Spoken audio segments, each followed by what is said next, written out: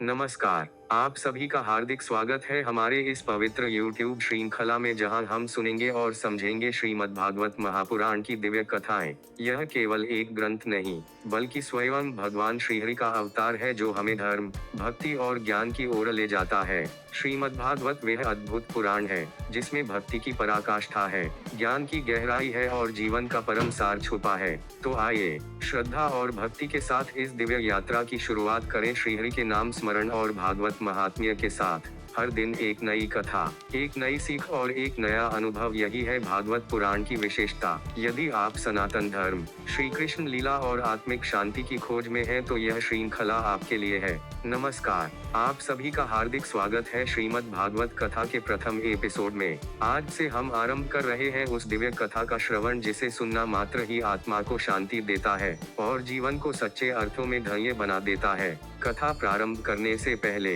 हम मंगलाचरण करेंगे, यानी सभी देवी देवताओं को प्रणाम करके उनका आशीर्वाद लेकर कथा का आरंभ करेंगे। यही हमारी परंपरा भी है और भक्ति का आदर्श भी। सबसे पहले श्री गणेश जी की वंदना करते हुए उनके श्री चरणों में नमन। हे विघ्नहर्ता, हे बुद्धि प्रदाता, कृपा करके हमें वाणी दें, ऊर्जा दें और ऐसा भाव दें जिससे हम कथा को पूरे मन से सुन सकें।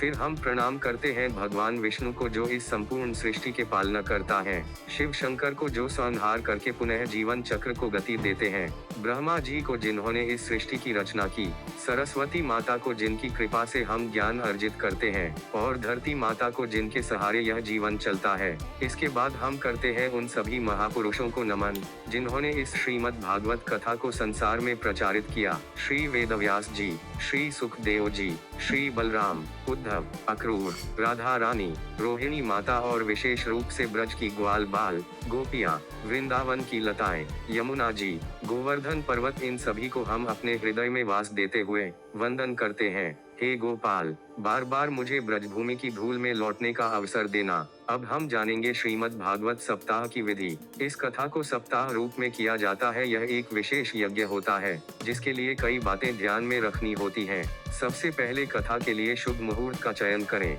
नक्षत्रों में हस्त, चित्रा, स्वाति, विशाखा, अनुराधा, पुनर्वसु, पुष्य, रेवती, अश्विनी, श्रवण आदि उत्तम माने गए हैं। स्थान या तो कोई देव मंदिर हो या अपना घर जिसे पवित्र बनाया गया हो। स्थान को गोबर, पीली मिट्टी से लीपकर मंडप तैयार करें। केले के खंभे, हरे पत्तों की सजावट, पुष्पमालाएं और ध्वजों से मंडप को सजाएं। मंडप के भीतर कथावाचक के लिए ऊंची चौकी और शुद्ध आसन रखें। श्रीमद् भागवत ग्रंथ को पवित्र वस्त्र में लपेटकर श्रद्धा पूर्वक लाएं और मंडप में स्थापित करें।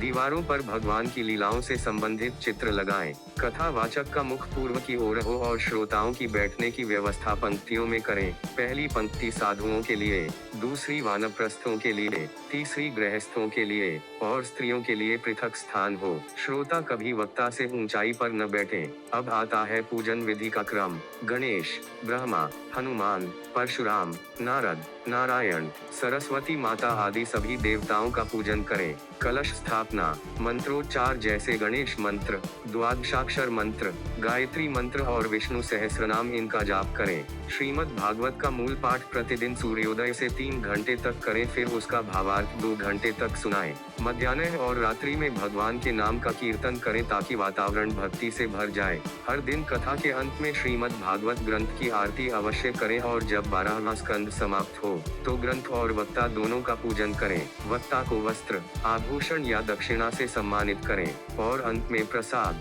तुलसी दल और जयकारों से कथा का समापन करें। तो आइए पूरी श्रद्धा, नियम और भक्ति भाव से श्रीमद् भागवत कथा की शुरुआत करें। यह कथा न केवल ज्ञान देती है, बल्कि आत्मा को ईश्वर से जोड़ती है। जय श्री कृष्ण।